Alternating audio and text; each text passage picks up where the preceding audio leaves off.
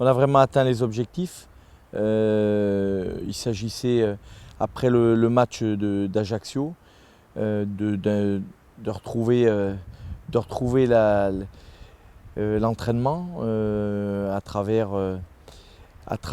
toujours nos principes et le modèle de jeu qu'on veut perfectionner. Et ensuite, il s'agissait aussi voilà, d'allier ce travail à notre cohésion, à être capable de toujours la perfectionner, de toujours l'améliorer, que les joueurs se retrouvent entre eux, qui vivent dans un contexte différent d'autres moments.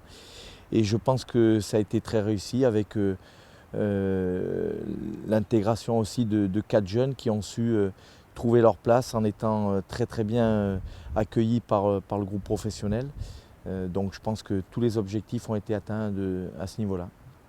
Être capable voilà, de provoquer un débriefing, de provoquer une forme de retour en arrière pour savoir sur un plan individuel et sur un plan collectif ce que les joueurs ont ressenti, ce qu'ils ont vécu et comment ils voient leur deuxième partie de saison, comment ils voient notre capacité à les aider.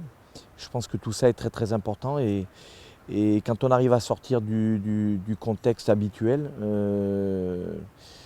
avec je dirais, un environnement totalement différent et qui prête voilà, au relâchement et à la discussion, je pense que les joueurs s'ouvrent.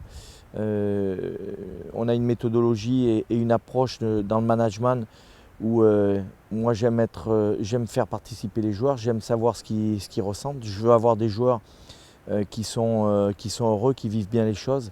Et à partir du moment où on a des joueurs qui sont heureux, ils ont la possibilité, la capacité de bien nous le rendre sur le terrain. Moi, j'ai une grande empathie vis-à-vis d'eux parce que j'aime savoir ce qu'ils ressentent, j'aime savoir ce qu'ils vivent et j'aime savoir ce qu'ils attendent.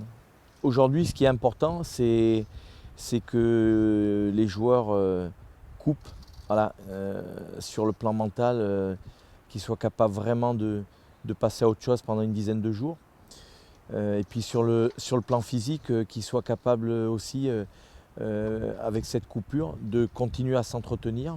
Ils ont un programme d'entretien qui est celui qu'il doit être.